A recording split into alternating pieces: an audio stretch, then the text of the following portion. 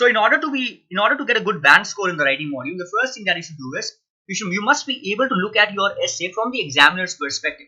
When the examiner evaluates your answer, what is it that the examiner is looking for in your answer, right? So in these classes, in the subsequent classes, what I try to do is I try to give you a site through which you will be able to see or look at the essays from the examiner's perspective, so that it becomes very clear for you to understand what does the examiner want from me as a candidate. Okay, so knowing this, the better you are able to understand this point, that you are able to look at your essay from the examiner's perspective, the better are your chances of getting a good band score. Okay, so we will look at the 4 parameters of evaluation.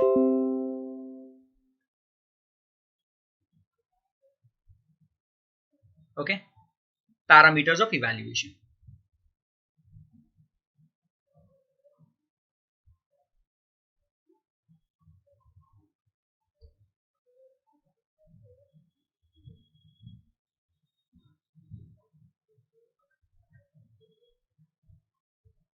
The first parameter is known as task response, abbreviated as TR. Now the first point that they consider under task response is that you have to write at least 250 words. Okay, now when they say at least 250 words, this means that you should write more than it. Now how much should I write?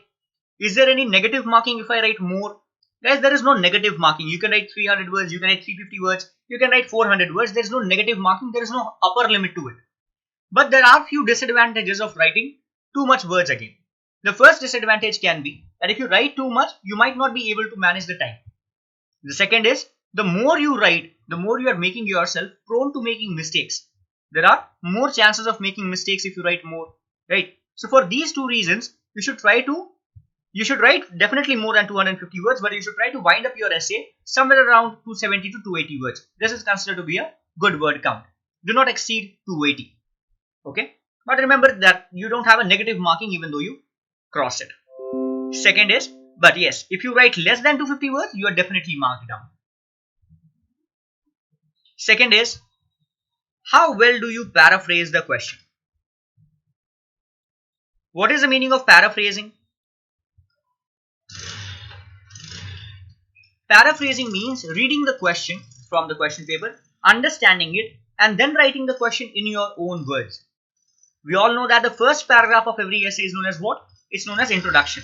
And in the introduction also, the first sentence is known as paraphrasing the question. Means you have to read the question, you have to understand it, and then you have to start your essay by writing the question in your own words. Okay, that is known as paraphrasing. Read and write the question in your own words. Third is,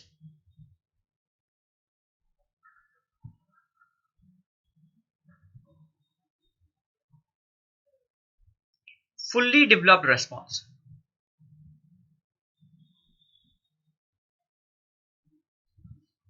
Okay, now what is the meaning of fully developed response? Whatever you are writing must be very well explained so that the examiner is clearly able to understand your points.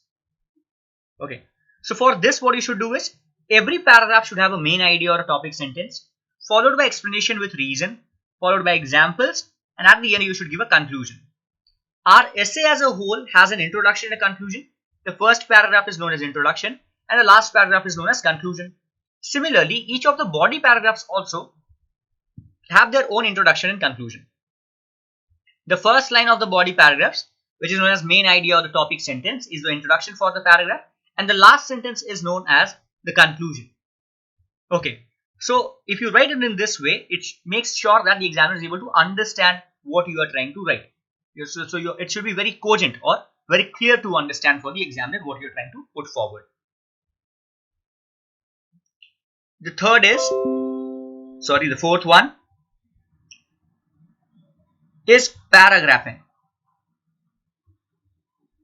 Now I've seen many students writing essays in bullet points. Never do that. You should not write essay in points, rather it should be written in paragraphs. Okay, we'll discuss the 6 types of essays, as I said, have their own structure. that we need to follow while we are writing the essay of one particular type. We are going to discuss those structures in the subsequent classes. For now, you just understand that you have to write in paragraphs. The very standard format is, or the standard way of writing it is 4 paragraphs usually is what you can write your essay in. The first is introduction, the last is conclusion. In between introduction and conclusion, 2 body paras should be there. This is the standard. This is the standard number of paragraphs that students usually write or you should use. Okay. The last one is known as address all parts of the task.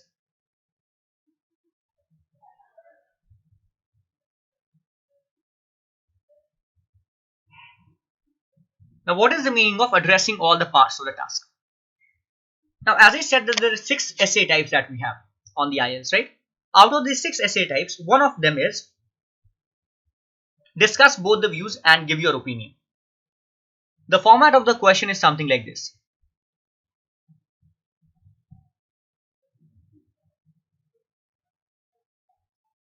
Some people think X, while others think Y. Discuss both these views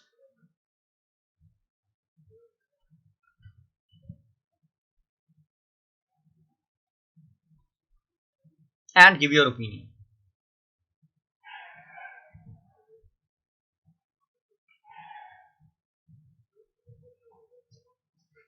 This is a general format of the question. Okay. Now, let's take an example. Let's say some people think that the government should spend money on promoting healthy lifestyle, while others believe that the government should spend money on treatment of sick people. Got it? I'll repeat the question.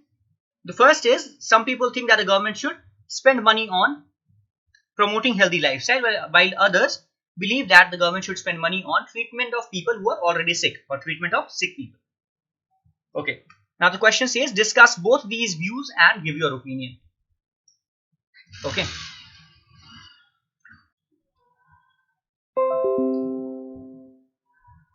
Okay. So first is, you have to give your opinion. It's asking for your opinion.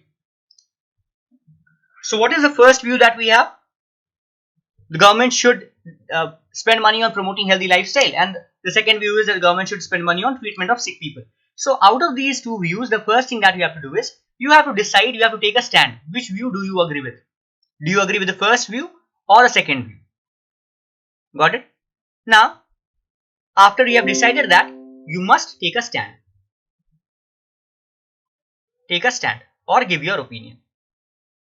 Now, if you have decided that the government should spend money on treatment of sick people, so which view are you agreeing with? The first view or the second view? The government, yes, we are agreeing with the second view. So out of the 2 views, whichever view you agree with becomes your favored view. Okay. So you should discuss the favored view first. Discuss the favored view. Okay. In this case, we are agreeing with the second view.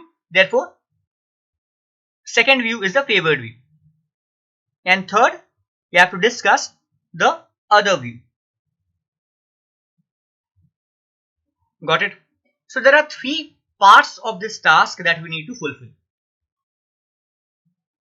Now imagine a candidate who gives his opinion and discusses only the favored view, fails to discuss the other view.